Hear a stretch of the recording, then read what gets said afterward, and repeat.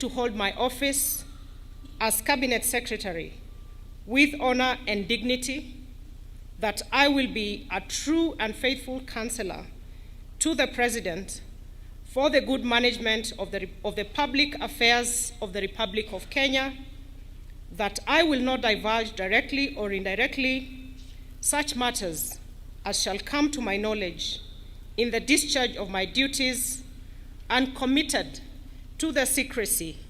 except as may be required for the due discharge of my duties as Cabinet Secretary, and that I will perform the functions of my office conscientiously and to the best of my ability. So help me God.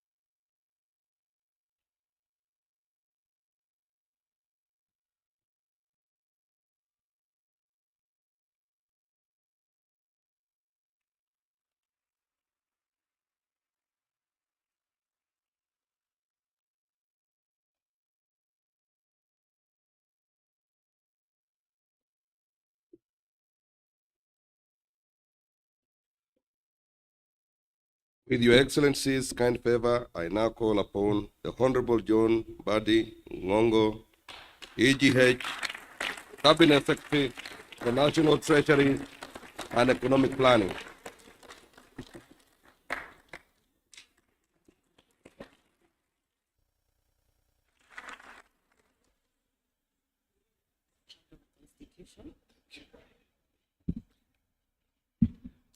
I, John Badingongo,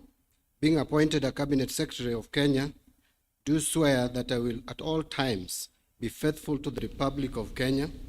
that I will obey, respect, and uphold this Constitution of Kenya and all other laws of the Republic, that I will well and truly serve the people and the Republic of Kenya in the office of the Cabinet Secretary, that I undertake to hold my office as Cabinet Secretary with honor and dignity, that I will be a true and faithful counselor to the President for the good management of the public affairs of the Republic of Kenya, that I will not divulge directly or indirectly such matters as shall come to my knowledge in the discharge of my duties, and committed to my secrecy except as may be required for the due discharge of my duties as Cabinet Secretary, and that I will perform the functions of my office conscientiously and to the best of my ability. So help me God.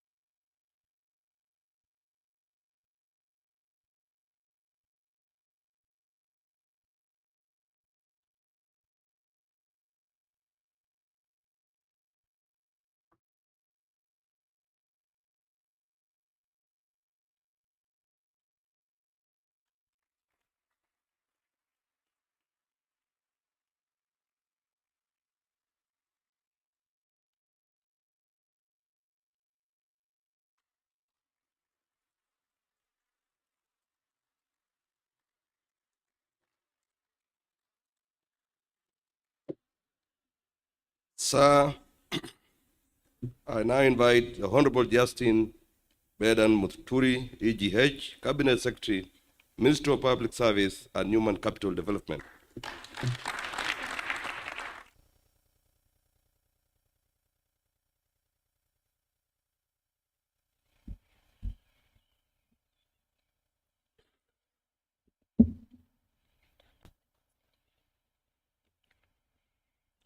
I, Justin Bidan Joka Muturi, being appointed the Cabinet Secretary of Kenya, do swear that I will at all times be faithful to the Republic of Kenya, that I will obey, respect, and uphold this Constitution of Kenya and all other laws of the Republic, that I will well and truly serve the people of the Republic of Kenya in the office of Cabinet Secretary, that I undertake to hold my office as Cabinet Secretary with honor and dignity, that I will be a true and faithful counselor to the President for the good management of the public affairs of the Republic of Kenya, that I will not divulge directly or indirectly such matters as shall come to my knowledge in the discharge of my duties and committed to my secrecy, except as may be required for the discharge of my duties as Cabinet Secretary, and that I will perform the functions of my office conscientiously and to the best of my ability. So help me God.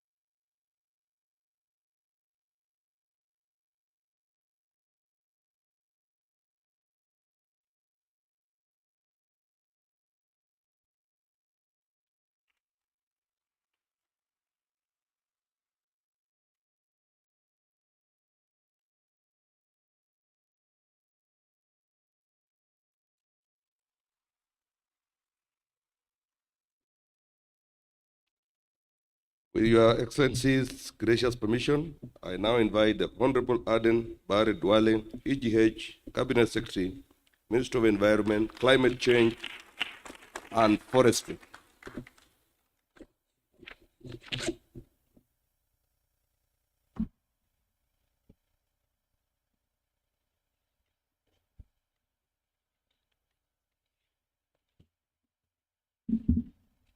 I,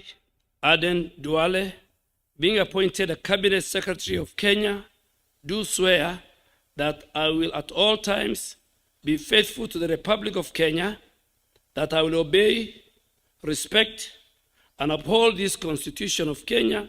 and all other laws of the Republic, that I will well and truly serve the people and the Republic of Kenya in the office of the Cabinet Secretary, that I undertake to hold my office as Cabinet Secretary with honor and dignity, that I will be a true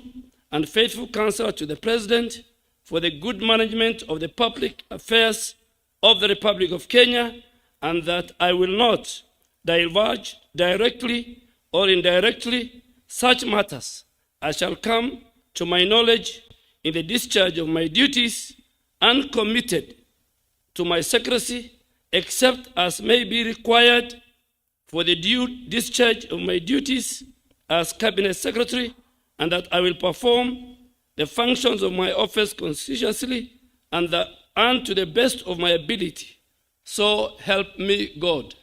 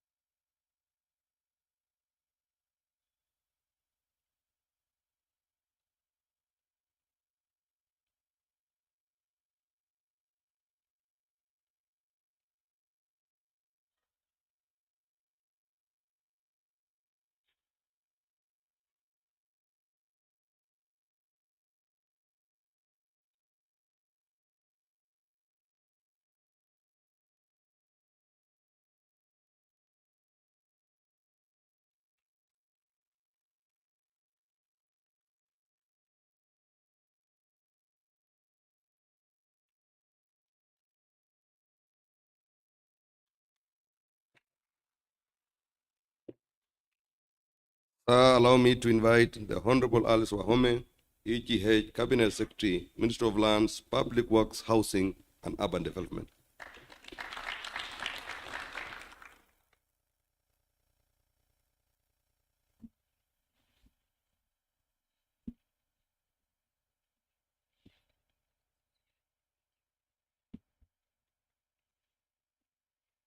I, Alice Muthoni Wahome, being appointed a Cabinet Secretary of Kenya, do swear that I will at all times be faithful to the Republic of Kenya, that I will obey, respect, and uphold this Constitution of Kenya and all other laws of the Republic, that I will well, truly serve the people and the Republic of Kenya in the office of Cabinet Secretary, that I undertake to hold my office as Cabinet Secretary with honor and dignity, that I will be a true and faithful counselor to the President for the good management of the public affairs of the Republic of Kenya, that I will not divulge, directly or indirectly, such matters as shall come to my knowledge in the discharge of my duties, and committed to my secrecy, except as may be required for the due discharge of my duties as Cabinet Secretary, and that I will perform the functions of my office conscientiously and to the best of my ability. So help me God.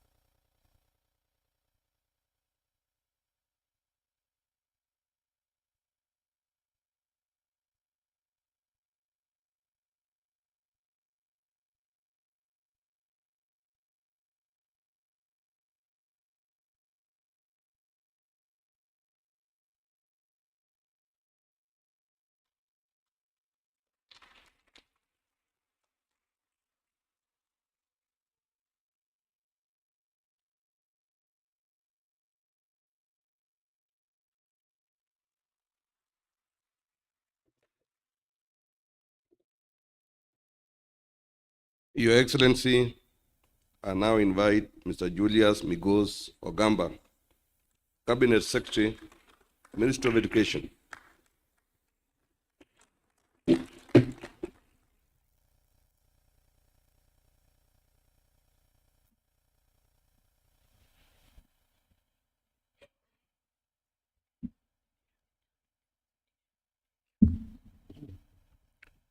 I, Julius Migos Ogamba, being appointed a Cabinet Secretary of Kenya, do swear that I will at all times be faithful to the Republic of Kenya, that I will obey, respect, and uphold this Constitution of Kenya and all other laws of the Republic, that I will well and truly serve the people and the Republic of Kenya in the office of Cabinet Secretary,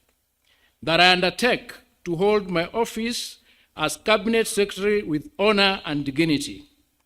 and I will be a true faithful counselor to the President for the good management of the public affairs of the Republic of Kenya, and I'll not divulge directly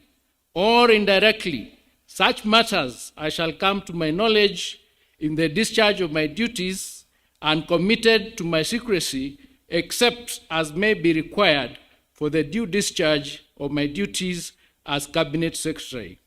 and that I'll perform the functions of my office conscientiously and to the best of my ability. So help me God.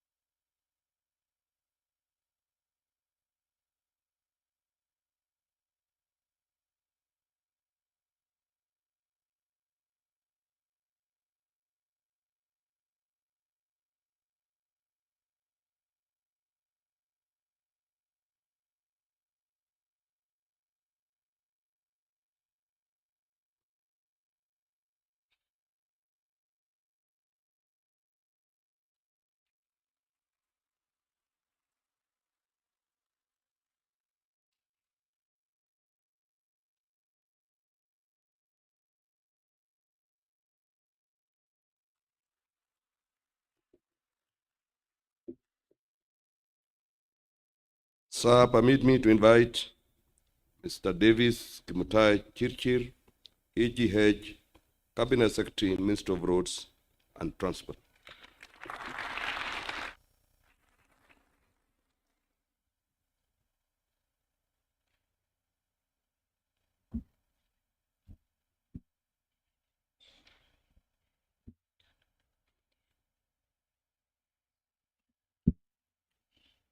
I,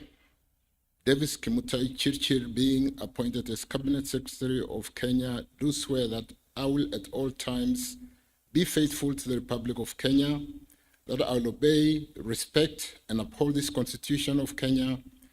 and all other laws of the Republic, that I will well and truly serve the people and the Republic of Kenya in the office of Cabinet Secretary, that I undertake to hold my office as Cabinet Secretary with honor and dignity, that I will be a true and faithful counselor to the President for the good management of the public affairs of the Republic of Kenya, that I will not divulge directly or indirectly such matters as shall come to my knowledge in the discharge of my duties, and committed to my secrecy except as may be required for the due discharge of my duties as Cabinet Secretary, and that I'll perform the functions of my office conscientiously and to the best of my ability. So help me God.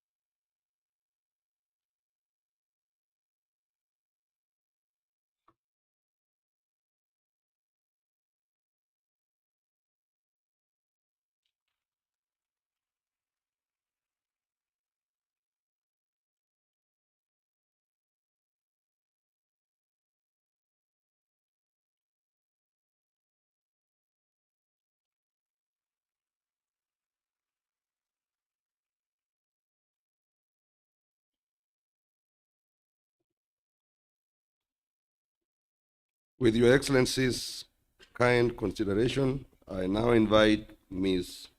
Rebecca Miano, EGH, Cabinet Secretary, Minister of Tourism and Wildlife.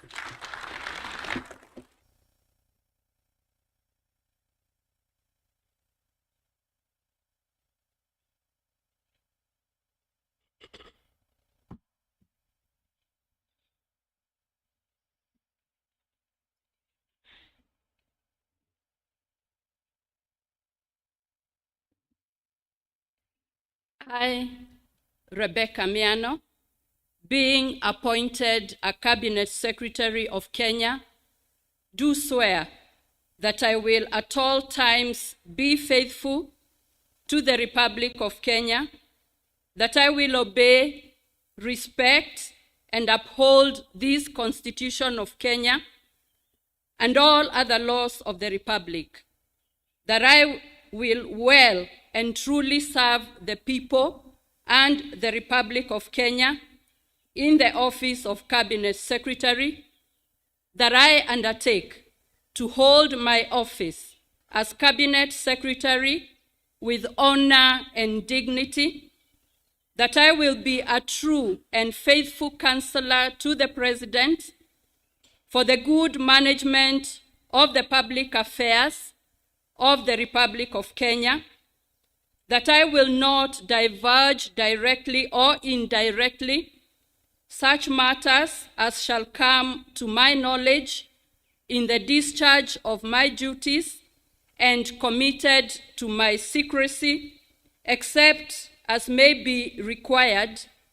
for the due discharge of my duties as Cabinet Secretary, and that I will perform the functions of my office conscientiously and to the best of my ability. So help me God.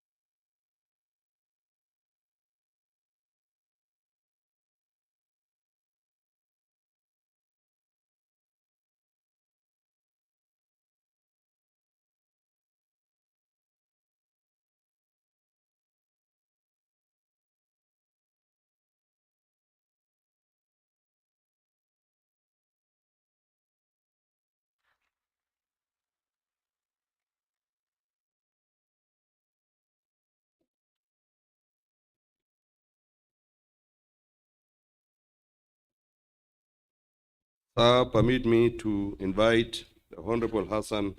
Ali Joho, EGH Cabinet Secretary, Minister of Mining, Blue Economy, and Maritime Affairs.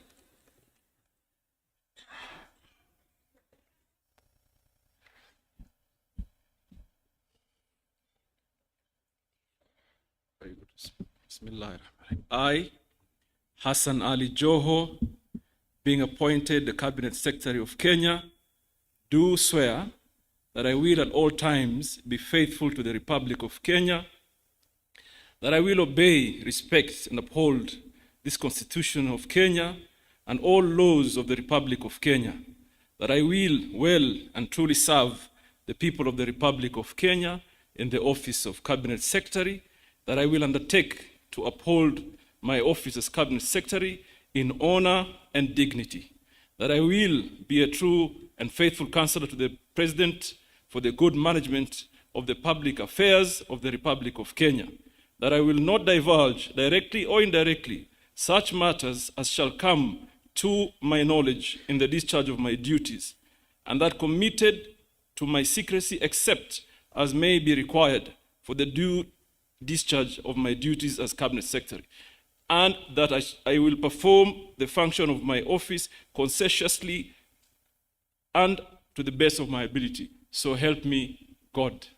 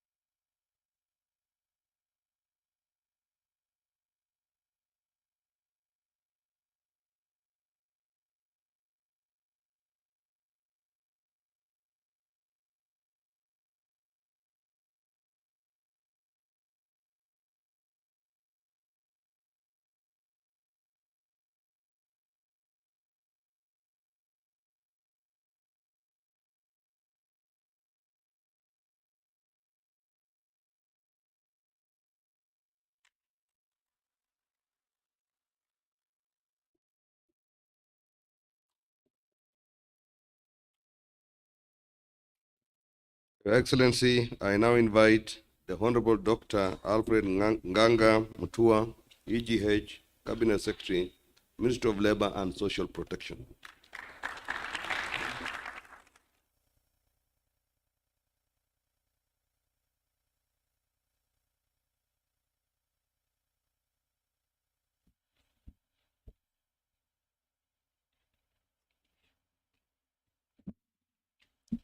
I, Alfred Nganga Mutua, being appointed a Cabinet Secretary of Kenya, do swear that I will at all times be faithful to the Republic of Kenya, that I will obey, respect, and uphold this Constitution of Kenya and all other laws of the Republic,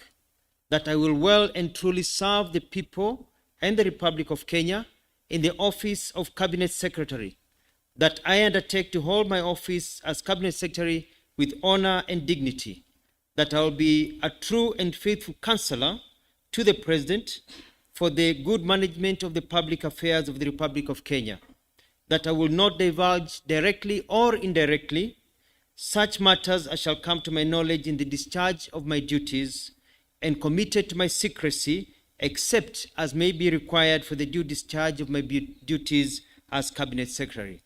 and that I will perform the functions of my office conscientiously and to the best of my ability. So help me God.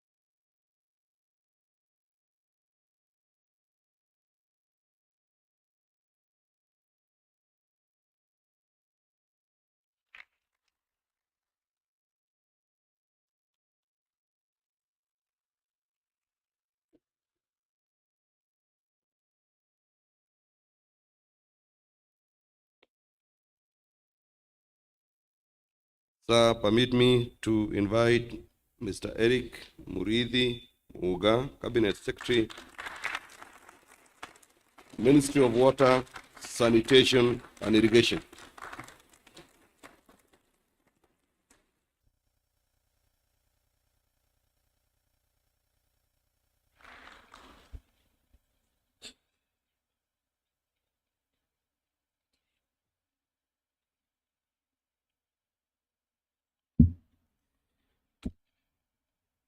I,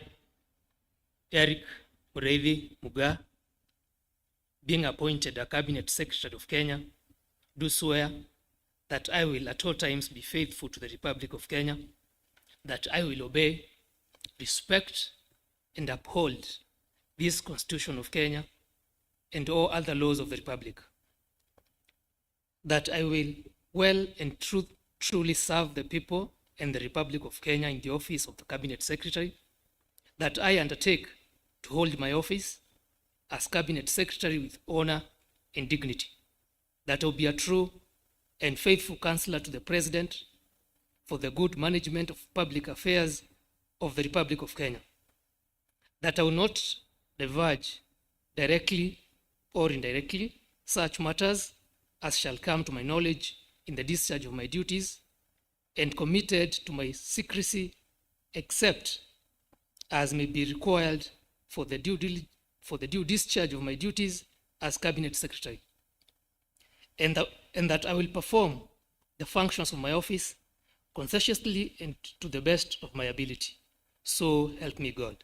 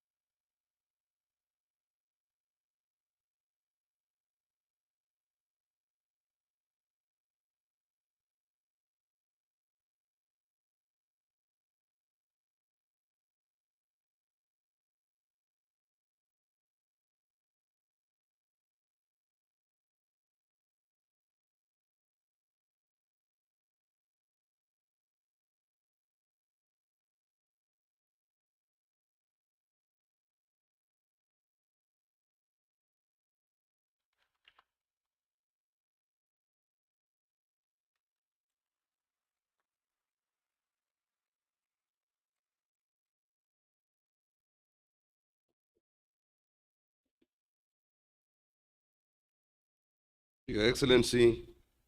I now invite the Honorable Salim Vuria Mugala,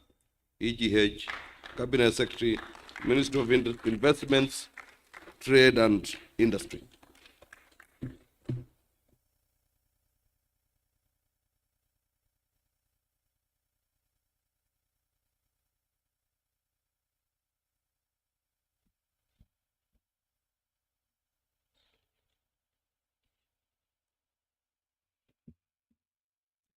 I, Salim Vuria Mgala, being appointed a Cabinet Secretary of Kenya, do swear that I will at all times be faithful to the Republic of Kenya, that I will obey, respect, and uphold this Constitution of Kenya and all other laws of the Republic, that I will well and truly serve the people and the Republic of Kenya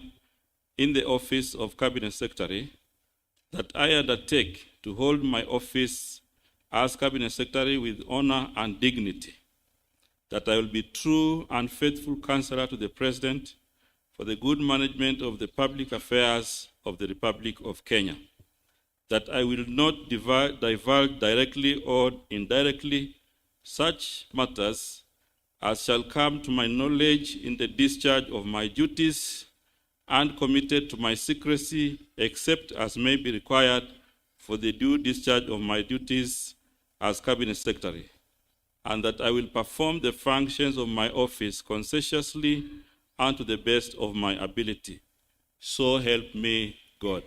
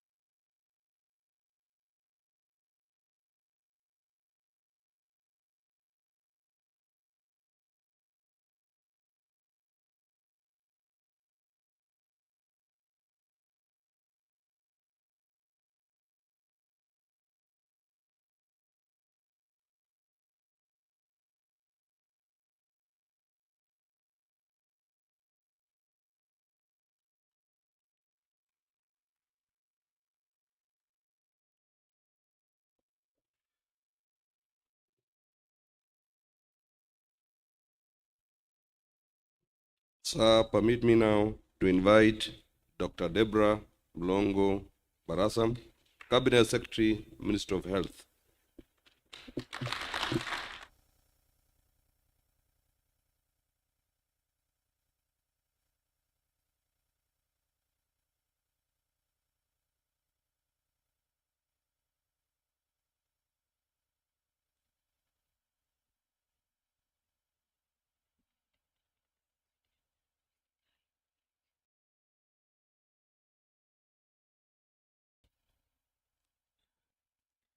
I, Deborah Mlongo Barasa, being appointed a Cabinet Secretary of Kenya, do swear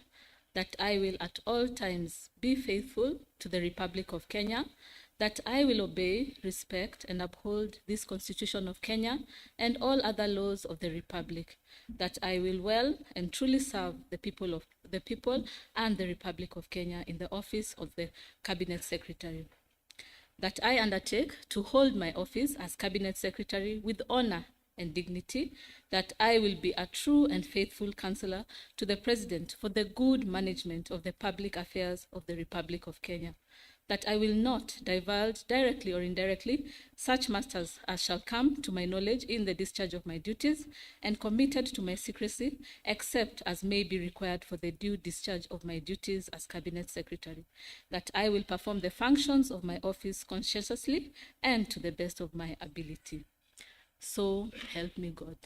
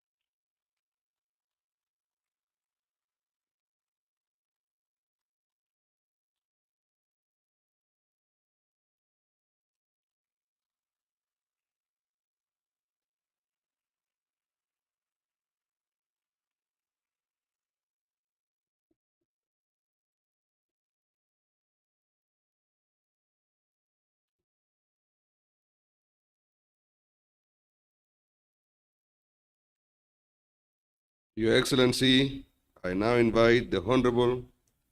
Onesmus Kipchumba Murkomen, EGH, Cabinet Secretary, Ministry of Youth Affairs, Creative Economy, and Sports.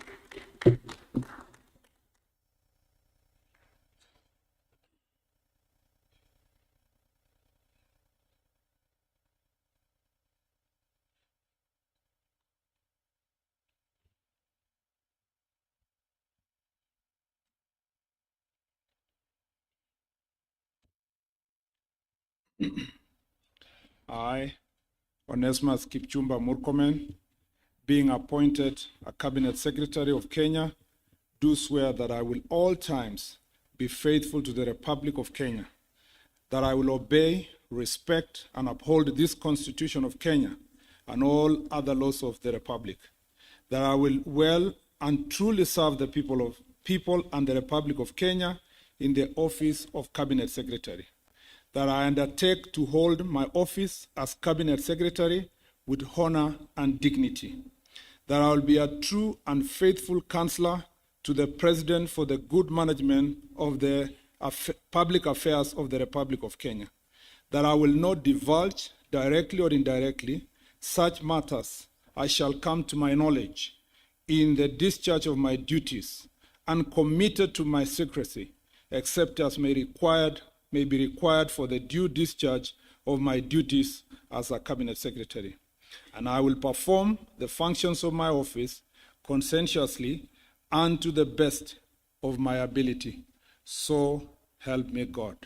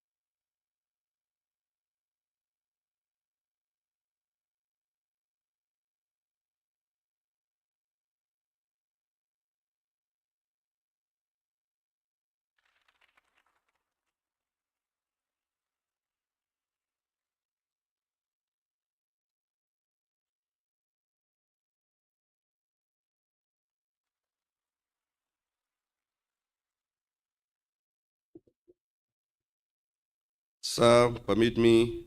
to invite the Honorable James Opio Wandai, EGH, Cabinet Secretary, Minister of Energy and Petroleum.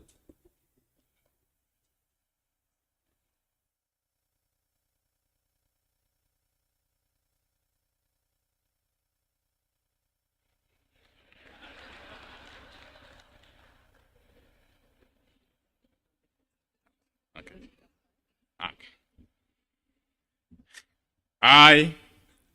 James Opio Wandai, being appointed a Cabinet Secretary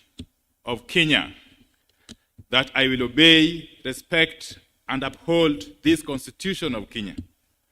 and all other laws of the Republic,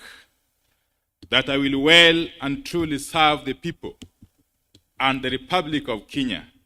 in the office of Cabinet Secretary,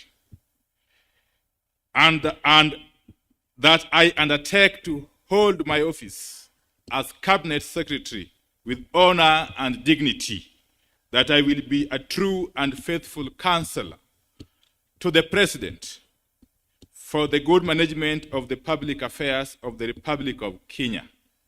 that I will not divulge, directly or indirectly, such matters as shall come to my knowledge in the discharge of my duties, and committed to my secrecy except as may be required for the due discharge of my duties as Cabinet Secretary, and that I will perform the functions of my office conscientiously and to the best of my ability. So help me God.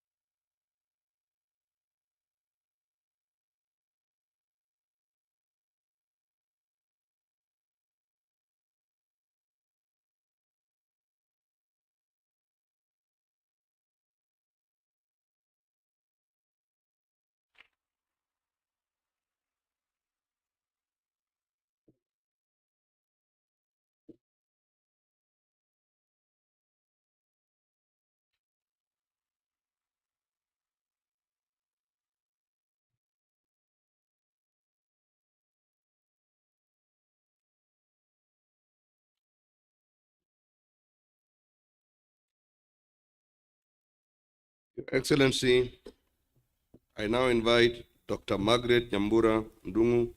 PhD, Cabinet Secretary, Ministry of Information,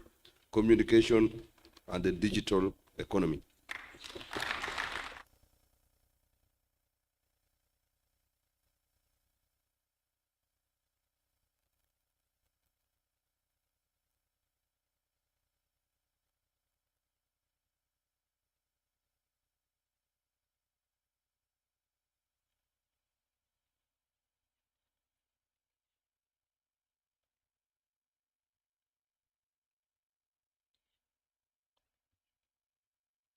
I, Margaret Nyambura Ndungu, being appointed a Cabinet Secretary of Kenya, do swear that I will at all times be faithful to the Republic of Kenya, that I will obey, respect, and uphold this Constitution of Kenya and all other laws of the Republic, that I will well and truly serve the people and the Republic of Kenya in the office of Cabinet Secretary, that I undertake to hold my office as Cabinet Secretary with honor and dignity, that I'll be a true and faithful counselor to the President for the good management of the public affairs of the Republic of Kenya, that I will not divulge directly or indirectly such matters as shall come to my knowledge in the discharge of my duties, and committed to my secrecy except as may be required for the due discharge of my duties as Cabinet Secretary, and that I will perform the functions of my office conscientiously and to the best of my ability. So help me God.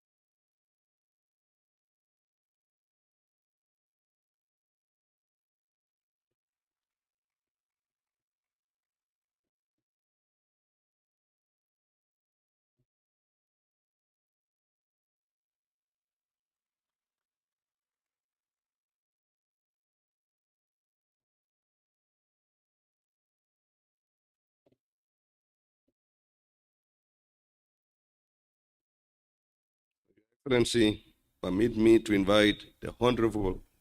Wycliffe Ambetsa Obaranya, EGH, Cabinet Secretary, Ministry of Cooperatives and Micro, Small and Medium Enterprises Development.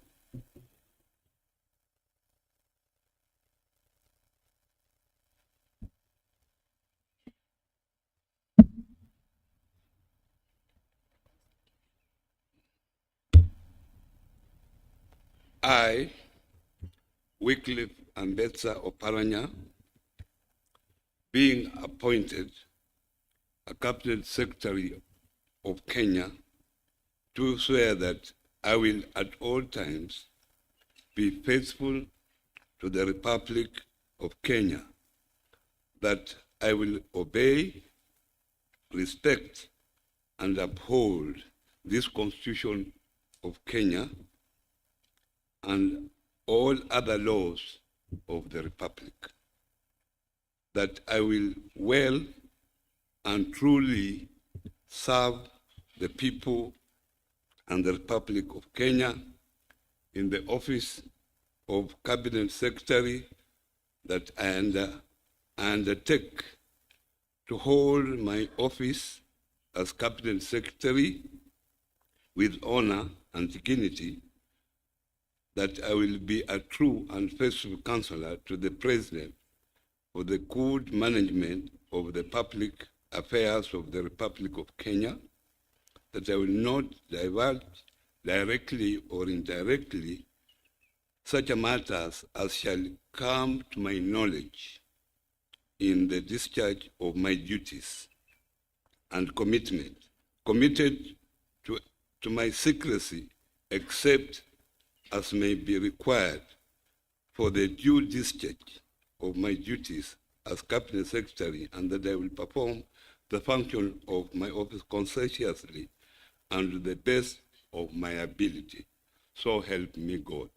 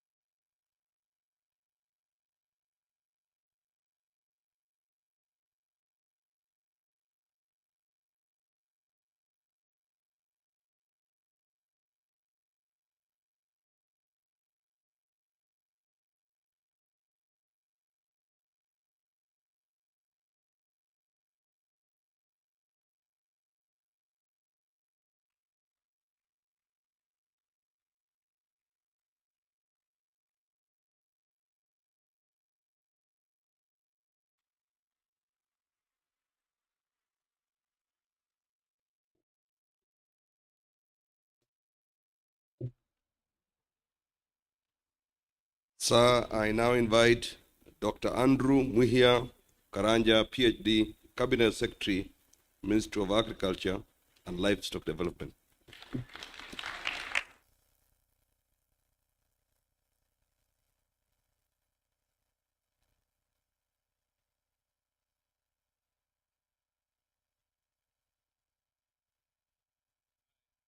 Andrew Muhia Karanja, being appointed a Cabinet Secretary of Kenya, do swear that I will at all times be faithful to the Republic of Kenya, that I will obey, respect, and uphold this Constitution of Kenya and all other laws of the Republic, and I will well and truly serve the people and the Republic of Kenya in the office of the Cabinet Secretary, that I undertake to hold my office as Cabinet Secretary with honor and dignity, and that I will be a true and faithful counselor to the President for the good management of the Republic, for the public affairs of the Republic of Kenya, that I will not divulge directly or indirectly such matters as shall come to my knowledge in the discharge of my duties and committed to my secrecy, except as may be required for the due discharge of my duties as Cabinet Secretary. That I will perform the functions of my office conscientiously and to the best of my ability. So help me God.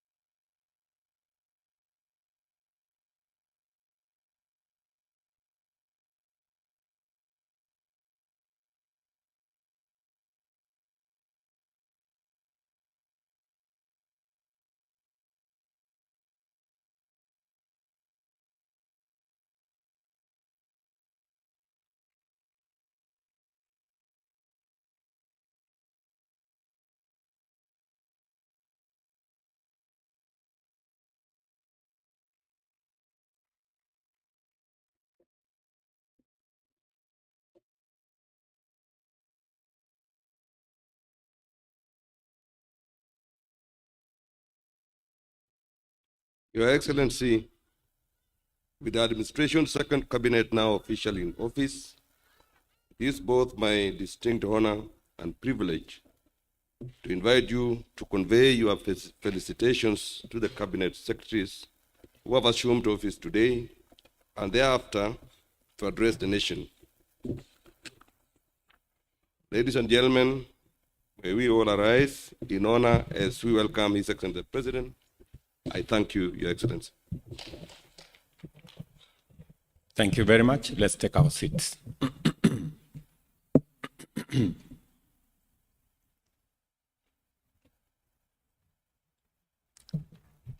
Let me take this opportunity,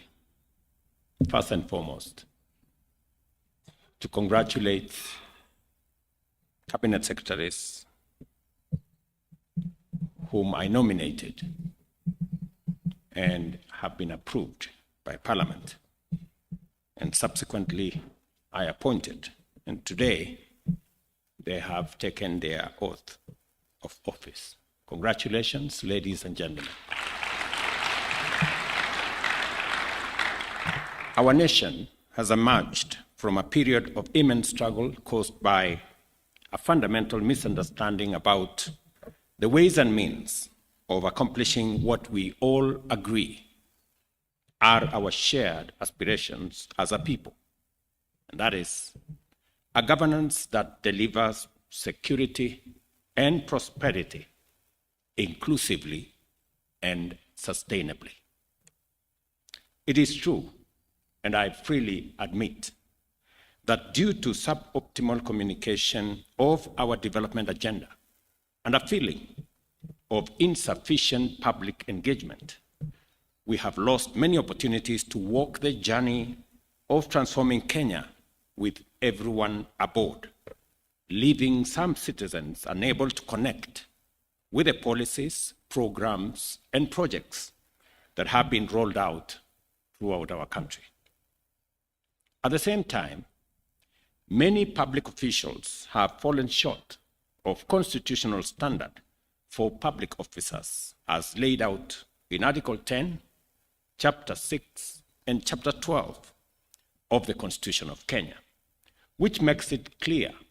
that we, as public servants and officers, are the servants of the people, and that the totality of our actions and conduct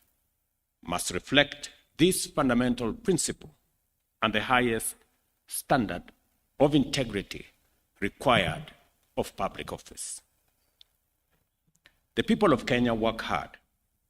and endure tremendous difficulties in their quest to fend for themselves and create opportunities for their families. Majority of people are managing intense pressures arising from local and global economic, geopolitical, and climatic circumstances. Kenyans are neither afraid of struggle nor labor. We are proven serial winners of both. All they ask and all they need is a government that maintains an enabling environment for them to succeed and stays out of their way while they go about their work.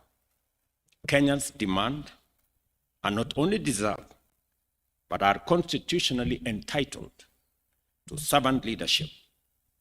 All levels of public service, from the cabinet all the way to the grassroots, have no choice but to live up to the truest standard of servant leadership. Consequently, and taking this into account, we shall proceed to take unprecedented steps to accelerate the delivery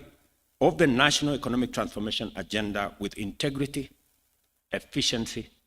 transparency, and inclusivity. During the past month, I have made effort to keep my promise to engage in extensive consultations with leaders from diverse sectors, both public and private, with a view to constituting a broad-based government powered by an inclusive bipartisanship that will accelerate and turbocharge the radical transformation of not just our economy, but also our country. More than ever, it is clear that we are fully united by a shared devotion to secure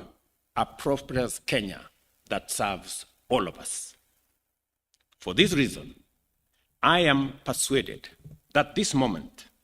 in the life of our nation calls on us to build a strong team of rivals to give our transformation agenda the best chance of success and to enhance inclusivity in our national development. With the formation of this broad-based government that brings together former political rivals into one selfless patriotic team, we will unlock the potential of our country that has long been denied us by factional and sectarian competition. Our potential as a nation and the attainment of that potential have often been undermined by divisions arising from political competition. Where Kenya is today, while competition is healthy and good,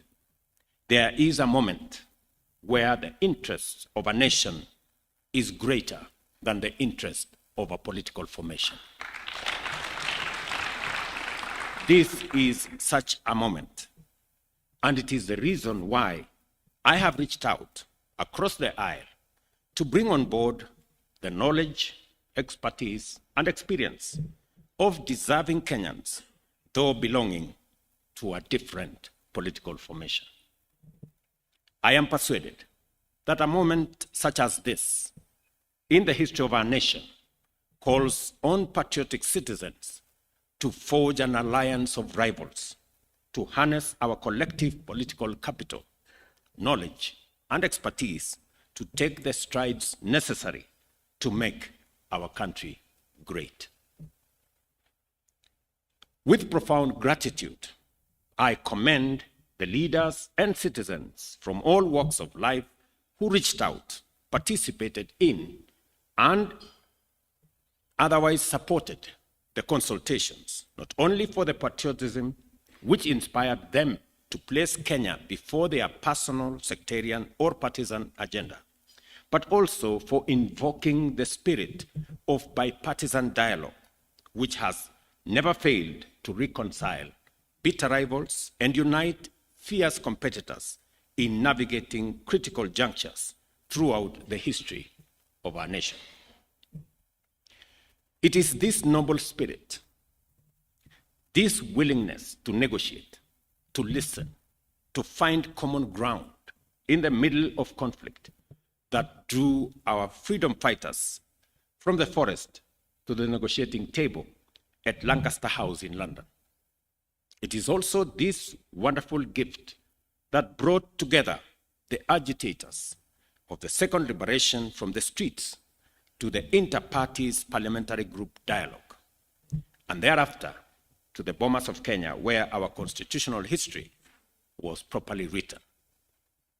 The ability to talk things out also enabled Kenyans to pull the nation back from the brink of an existential precipice and embark on a national accord which gave birth to the institutional dispensation that we are still working to perfect today. Here we are again today, called upon to remember the lessons of history, to live up to the demand of this moment, and set aside our partisan interests in order to show up for Kenya. The work of making our nationhood more perfect through inclusion, unity, equity, and social justice must begin by speaking with each other, listening to one another, and recognizing that every one of us wants the best for this nation. And all of us have a part to play in making Kenya great.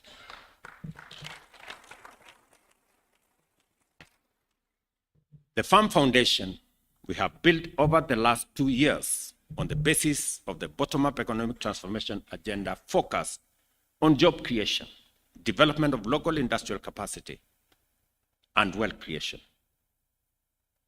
Transforming our agriculture for food security and agro-industrial acceleration.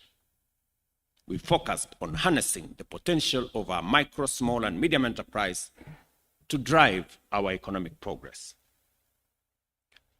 We've also endeavored to exploit the opportunities of our digital superhighway to promote technological and creative capabilities on a higher scale, creating opportunities for digital jobs, making sure that we also invest in universal health coverage to provide all citizens without discrimination with high-quality healthcare through social health insurance and the employment of thousands of healthcare professionals to provide promotive, preventive, as well as curative services, as I have worked with counties. The radical increase in the number of affordable and social housing units through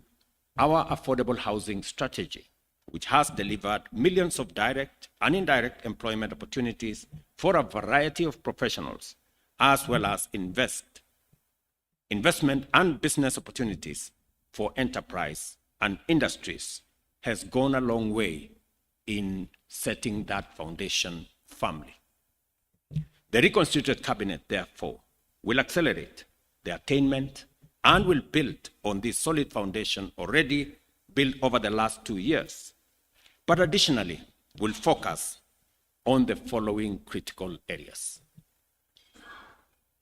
The first of these areas covers accountability and the fight against corruption. To enhance accountability and promote responsibility for the use of public resources, we shall introduce measures to levy a surcharge against any accounting officer or other public officer who has, by their action or omission, occasioned loss of public resources in accordance with Article 226(5), 201(d), and 232(b) of the Constitution. To eliminate the ghost worker payroll fraud at all levels of government, we shall also implement a unified personal identification system for all persons working across all arms of government, including constitutional offices. Further, Cabinet shall introduce a legal and institutional framework for mandatory and continuous vetting of all public officers. The same framework will provide the repository for wealth declaration across the entire of government under one office. In addition, we shall facilitate expeditious investigation and prosecution of all offenses related to corruption and economic crimes through amendment of the relevant statutes, including the Evidence Act, the Criminal Procedures Code, and provide for their determination of all cases within 6 months. We believe that our war on corruption will be significantly boosted by measures to make it easier and safer for citizens and whistleblowers to come forward and report corruption and economic crimes. And for this reason, the reconstituted cabinet shall consider relevant amendments to the Witness Protection Act to enhance appropriate incentives and forward the same to Parliament. Further, as I indicated in my earlier address, I have engaged with the parliamentary leadership with a view to expediting the enactment of the Conflict of Interest Bill and expressed my determination to sign a robust, effective instrument into law in due course. I further reiterate my determination to make full use of the opportunities within our legal and institutional structures and systems to consult and collaborate with national justice, law, and order institutions with a view to promoting their efficiency and efficacy in expeditious and conclusive investigations of all active cases within a framework that we are going to agree on. As pertains to the management of public expenditure, I believe that the time has come for us to break new ground. That is why, beginning in the year 2025-2026 financial year, we shall adopt a zero-based budgeting system to reorient budgeting and expenditure frameworks of government. Similarly, we shall exploit the power of information and communication technology to radically diminish opportunities for corruption, conflict of interest, and abuse of office by digitizing procurement and making it open and transparent. Likewise, we shall initiate a framework to make VAT refund processes open, transparent, and accountable, because the immense savings out of this expenditure of public funds will finance investment in productive and transformative economic projects. The reconstituted cabinet will also collaborate with Parliament to develop legislative measures to promote local manufacturing, value addition, and job creation by restricting the importation of those products that can be competitively produced by our domestic industrial capacity. We stand at the beginning of a new chapter of our country's governance and development. The women and men who have been appointed to serve the nation in the reconstituted cabinet have today embarked on a mission that cannot and must not fail. The people of Kenya have made their expectations known in bold terms. They have also made their intolerance for failure, inefficiency, corruption, and ineptitude equally clear. As champions of the nation's development agenda, you will be team players, servants. Let me repeat that. You will be team players, servant leaders, faithful trustees, and effective stewards of the people's interest and dependable custodians of their resources. I am confident that each one of you has what it takes to deliver on your mandate and to satisfy the people's expectations. This is important because henceforth, the terms of our contract with the people will remain in sharp focus. We have no choice but to keep our part of it. The privilege to serve in positions of such high responsibility has come to you with an immense duty to do everything in your power to ensure that Kenyans receive the best services from the government efficiently, without discrimination, and without delay. I urge you, therefore, ladies and gentlemen, members of my cabinet, to go forth and from this day focus on delivery and dedicate your time and effort to the implementation of the various strategies, programs, and projects that the nation's transformation demand. I encourage you to make the people of Kenya your first and only priority, and to never let your own interests come in the way of your duties. I give you my assurance of my full support in discharging your mandate and in executing a reimagined and catalyzed transformation agenda. I have already given my undertaking to be the foremost steward of public resources and embrace my accountability for its proper use. Therefore, it is important to make it clear that my support for you ends if it conflicts with my accountability to the people of Kenya. Let us therefore work together in doing the right thing, and we collectively will be assured of success. I pray that the Almighty God grants you strength, wisdom, clarity, and focus as you assume office, and wish you success in your new assignment.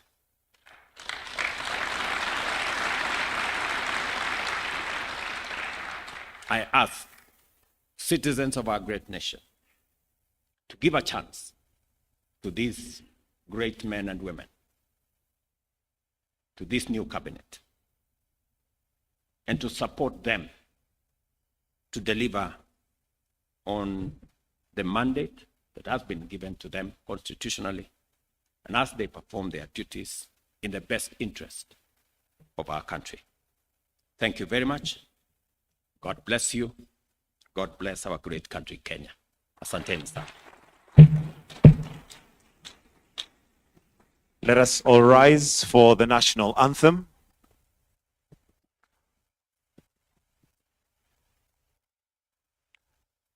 The national anthem.